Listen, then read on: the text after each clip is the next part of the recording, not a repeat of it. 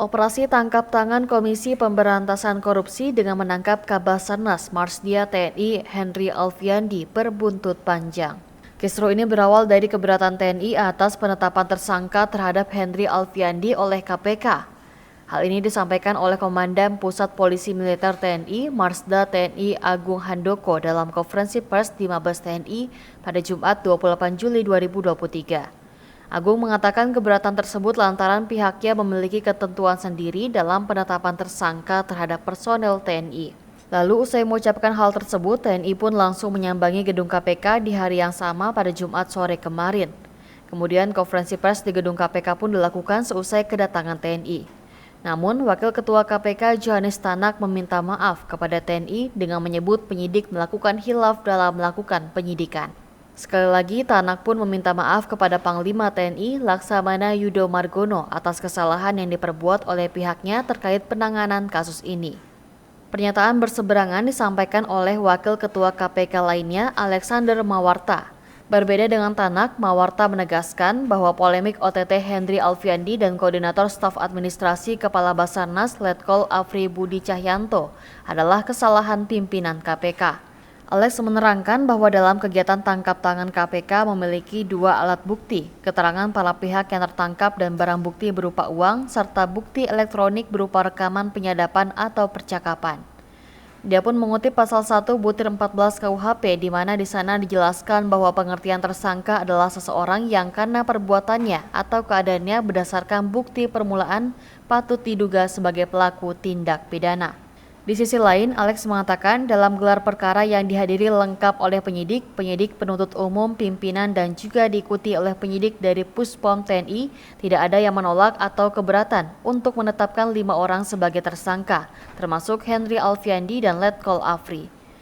Kata dia, semua pihak diberi kesempatan berbicara untuk menyampaikan pendapatnya. Oleh karena itu, dikatakan Alex, KPK tidak menerbitkan surat perintah penyidikan atas nama anggota TNI, dalam hal ini Henry Alfiandi dan Letkol Afri yang diduga sebagai pelaku. Adanya anggota TNI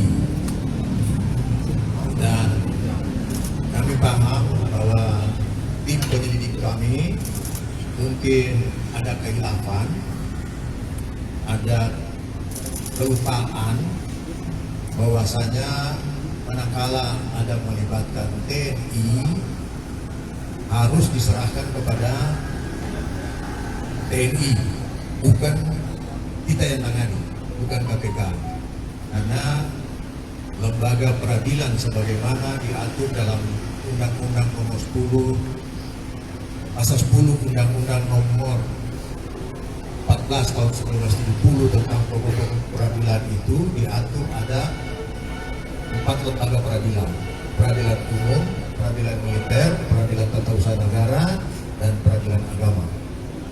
Nah, peradilan militer tentunya khusus anggota militer, peradilan umum tentunya untuk sipil.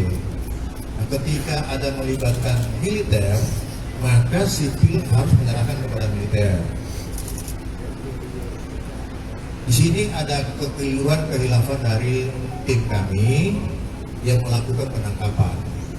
Oleh karena itu kami dalam rapat tadi sudah menyampaikan kepada teman-teman TNI, kiranya dapat disampaikan kepada Panglima TNI dan jajaran TNI atas kehilafan ini, kami mohon dapat dimaafkan. Dan ke depan kami akan berupaya kerjasama yang baik antara TNI dengan KPK dan aparat penegak hukum yang lain dalam upaya penanganan pemberantasan tindak pidana korupsi. APH, aparat penegak hukum dalam penanganan perkara tindak pidana korupsi yang saat ini dipahami hanyalah kejaksaan dan kepolisian. Padahal dalam proses penanganan perkara korupsi, aparat penegak hukum juga termasuk tentunya TNI. TNI adalah termasuk